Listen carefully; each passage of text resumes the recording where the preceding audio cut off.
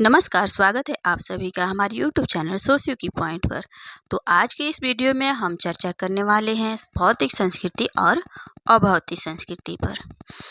तो आज की क्लास शुरू करने से पहले अब मैं आप सभी को बताना चाहूँगी कि हमारे इस चैनल पर स्टेट, पीजीटी, नेट, सेट आदि जो भी समाजशास्त्र से संबंधित एग्ज़ाम है उसकी तैयारी कराई जाती है। तो अगर आप हमारे चैनल पर नए आए हैं तो हमारे चैनल को सब्सक्राइब करें और हाँ, बेल आइकन को दबाना ना भूलें ताकि हमारा वीडियो का नोटिफिकेशन आप तक सबसे पहले पहुंच सके। और एक बात और कि वीडियो को लास्ट तक ज़रूर देखिएगा ताकि पूरी क्लास समझ में आए। तो चलिए आज का ये टॉपिक शुरू करते हैं। तो भौतिक संस्कृति और अभौतिक संस्कृति में अंतर पे चर्चा करना है कि क्या है ये। तो भौतिक संस्कृति और अभौतिक संस्कृति के बारे में किसने बताया है? तो ये ऑगबर्न बताते हैं। अमेरिकी समाजशास्त्री ऑगबर्न ने 1922 में अपनी प्रकाशित पुस्तक सोशल चेंज में संस्कृति को दो भागों में बांटा है। कौन कौन सा? तो एक भौतिक संस्कृति है और एक अभौतिक संस्कृति है। तो इसके बारे में विस्तृत चर्चा करते हैं, फिर उसका अंतर हम लोग जानेंगे। पहले इस पे चर्चा कर लें कि भौतिक संस्कृति क्या है और अभौतिक संस्कृति क्या है। तो चलिए जानते हैं भौतिक संस्कृति के बारे में। तो ऑगबर्न ने भौतिक संस्कृति के अंतर्गत उन समस्त मूर्त वस्तुओं को सम्मिलित किया है जिसे हम प्रत्यक्ष रूप से देख सकते हैं और स्पर्श कर सकते हैं, यानी कि जिसे हम देख सकते हैं और स्पर्श कर सकते हैं, जिसका निर्माण मनुष्य ने अपनी भौतिक आवश्यकताओं की पूर्ति के लिए किया है, जैसे बर्तन, औजार, मकान, मंदिर, जहाज, सड़क आदि सभी जो भी चीज़ें हैं वो भौतिक संस्कृति के प्रतीक हैं। तो मुझे आशा है कि ये समझ पाए होंगे आप। चलिए अगला, अभौतिक संस्कृति। अब अभौतिक संस्कृति क्या है? तो अभौतिक संस्कृति यह अमूर्त होता है। भौतिक संस्कृति क्या था? मूर्त था। और अभौतिक संस्कृति जो होती है वो अमूर्त होती है, जिसका कोई नाप तोल, आकार या रंग रूप नहीं होता है। यह इंद्रियों द्वारा जिसका स्पर्श नहीं होता है, परंतु उनको केवल महसूस किया जा सकता है, जिसे हम छू नहीं सकते हैं, सिर्फ महसूस कर सकते हैं। तो उसे ही अभौतिक संस्कृति कहते हैं। तो यह हमारे विचार, व्यवहार एवं कार्य करने के तरीकों में निहित होता है। तो मनुष्य एक सामाजिक प्राणी है, और मानव जीवन को संगठित करने एवं बौद्धिक आवश्यकताओं की पूर्ति के लिए मनुष्य ने अनेक रीति रिवाज, प्रथाओं, विश्वास, जनरीति, धर्म, भाषा आदि का विकास किया है, जिसे कि हम अभौतिक संस्कृति कहते हैं। तो मुझे आशा है कि आप भौतिक संस्कृति और अभौतिक संस्कृति को समझ पाए होंगे। चलिए, और अभौतिक संस्कृति और भौतिक संस्कृति में अंतर को जान करके आप और अच्छे तरीके से इसे समझ पाइएगा। तो भौतिक संस्कृति और अभौतिक संस्कृति में जो अंतर है उसे देखेंगे हम लोग। भौतिक संस्कृति जो है क्या है? भौतिक संस्कृति मूर्त होती है। भौतिक संस्कृति मूर्त होती है, जबकि अभौतिक संस्कृति क्या होती है? अमूर्त होती है, जिसे नहीं देख सकते। भौतिक संस्कृति में जैसा कि आपने पहले पढ़ रखा है कि क्या होता है भौतिक संस्कृति में, जैसे मकान हो गया, सड़क हो गए, जहाज हो गए, ये सब भौतिक संस्कृति जिसे हम छू सकते हैं। तो यानी कि मूर्त है, जिसे हम छू सकते हैं। लेकिन जैसे रीति रिवाज हो गए, प्रथाएं होंगे, जनरीतियाँ हो गई, इसको हम लोग छू नहीं सकते हैं।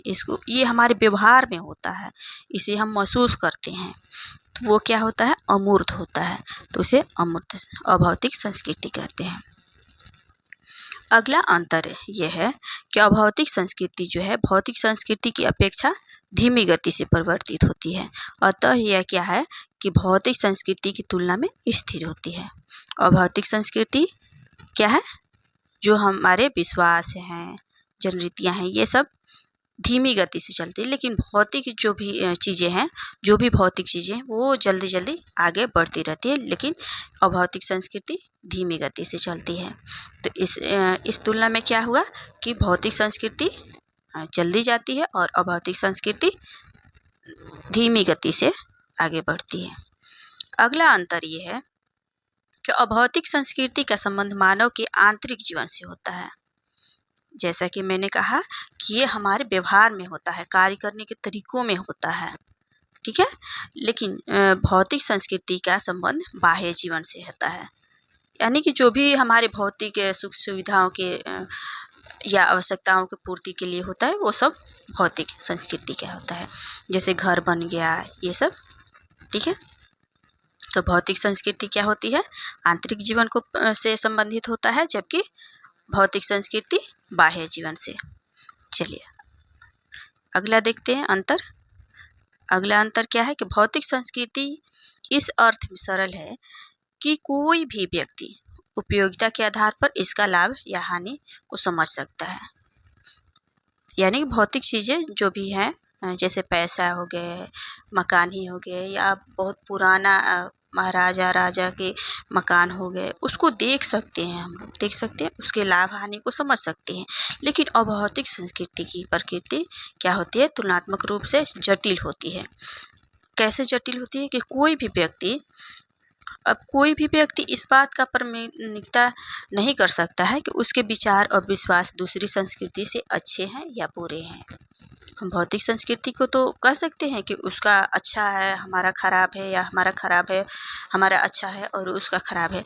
लेकिन हम विचारों और विश्वासों को नहीं कह सकते हैं। सबकी संस्कृति अपने अपने लिए अच्छी होती है। चलिए अगला देख लेते हैं। अगला अंतर ये है कि भौतिक संस्कृति वैकल्पिक होती है। भौतिक संस्कृति जो होती है वैकल्पिक होती है, और यह हमारी इच्छा और साधनों पर निर्भर करता है कि हम भौतिक संस्कृति को किन तत्वों को ग्रहण करेंगे और किन्हें छोड़ देंगे। बहुत सारी ऐसी भौतिक संस्कृतियां हैं जिसे हम लोग छोड़ चुके हैं, जैसे कि पहले सिलबट्टे पे मसाला पीसा जाता था, या ओखला का उपयोग किया जाता था, या ढेका आप लोग समझते हैं, जिसपे पहले चावल कूटाता था, वो होता है। तो आजकल तो कोई जानता भी नहीं होगा कि वो क्या है, तो वो भौतिक संस्कृति थी, तो वो बहुत पहले छोड़ चुके हैं हम लोग। यानी कि किसे ग्रहण करना है और किसे छोड़ना है ये हमारे ऊपर निर्भर होता है। लेकिन अभौतिक संस्कृति में ऐसा नहीं है। अभौतिक संस्कृति का इस अर्थ में बाध्यता है कि प्रत्येक व्यक्ति इसी के अनुसार व्यवहार करने की आशा करता है, जैसा कि पहले से चला आ रहा है। जैसे हमारे संस्कृति में ऐसा है कि कोई आता है तो हम लोग क्या करते हैं, हाथ जोड़ करके प्रणाम करते हैं, या बड़े बुजुर्ग रहते हैं तो उनका पैर छू करके भी हम लोग आशीर्वाद लेते हैं। तो ऐसा आशा किया जाता है कि हम लोग वैसा, जैसा हमारा संस्कृति चला आ रहा है, जैसी प्रथाएं चली आ रही हैं, हम उसी के अनुरूप काम करें। चलिए अगला अंतर देख लेते हैं। अगला अंतर ये है कि अभौतिक संस्कृति की अपेक्षा भौतिक संस्कृति शीघ्र ग्राह्य है, यानी कि शीघ्रता से हम लोग ग्रहण कर लेते हैं। किसको? भौतिक संस्कृति को, अभौतिक संस्कृति को नहीं। जब दो विभिन्न संस्कृतियां समूह संपर्क में आते हैं तो एक दूसरे की भौतिक संस्कृति के तत्व शीघ्र स्वीकार कर लिए जाते हैं। पश्चिमीकरण को हम लोग कितने जल्दी स्वीकार कर चुके हैं ना, बजाय प्रथाओं और रीति रिवाजों के। यानी कि जो भी अभौतिक संस्कृतियां हैं उसे हम लोग उतनी जल्दी नहीं स्वीकार करते हैं जितनी जल्दी भौतिक संस्कृति को स्वीकार कर लेते हैं। चलिए अगला अंतर ये है कि भौतिक संस्कृति हमें इस योग्य बनाती है कि हम समाज में किस प्रकार जीवित रह सकें, मतलब किस प्रकार जीवित रह सके, जबकि अभौतिक संस्कृति इस बात का निर्धारण करती है कि हमें समाज में किस प्रकार जीना चाहिए। ठीक है, चलिए अगला अंतर देख लेते हैं। अगला अंतर यह है कि भौतिक संस्कृति को ही सभ्यता बोला जाता है। भौतिक संस्कृति को क्या बोला जाता है? सभ्यता। और अभौतिक संस्कृति को क्या कहते हैं? संस्कृति कहते हैं।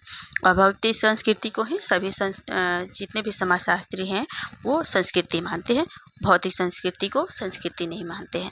तो भौतिक संस्कृति को सभ्यता और अभौतिक संस्कृति को संस्कृति किसने माना है? सभ्यता। और संस्कृति किसने माना है? तो ये मैक्वेगर ने माना है। चलिए अगला अंतर देख लेते हैं। अगला अंतर है कि भौतिक एवं अभौतिक संस्कृतियों के तत्व जो रॉबर्ट बीरस्टेड ने निम्न प्रकार से समझाया है। इन्होंने किस प्रकार से समझाया है कि उन्होंने कहा है कि मशीन, यंत्र, बर्तन, इमारतें, सड़कें, पुल, कला की वस्तुएं या वस्त्र, गाड़ियां, फर्नीचर, खाद्य पदार्थ, औषधियां इत्यादि वस्तुओं को हम भौतिक संस्कृति के अंतर्गत रखते हैं, जबकि अभौतिक संस्कृति के अंतर्गत क्या रखते हैं? विचार, आदर्श, कानून, नियम, प्रथाएं, जनरीतियाँ, विश्वास आदि को अभौतिक संस्कृति के अंतर्गत उन्होंने शामिल किया है। तो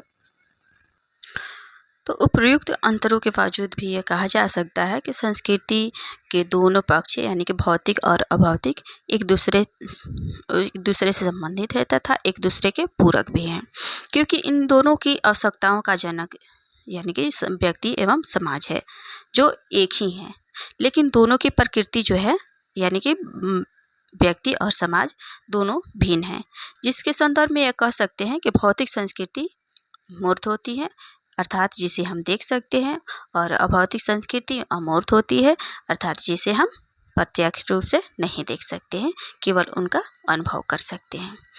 तो आपने वीडियो को लास्ट तक देखा, इसके लिए आपका बहुत बहुत धन्यवाद। अगर हमारा वीडियो पसंद आता है तो हमारे चैनल को सब्सक्राइब करें, लाइक करें और शेयर करें। धन्यवाद।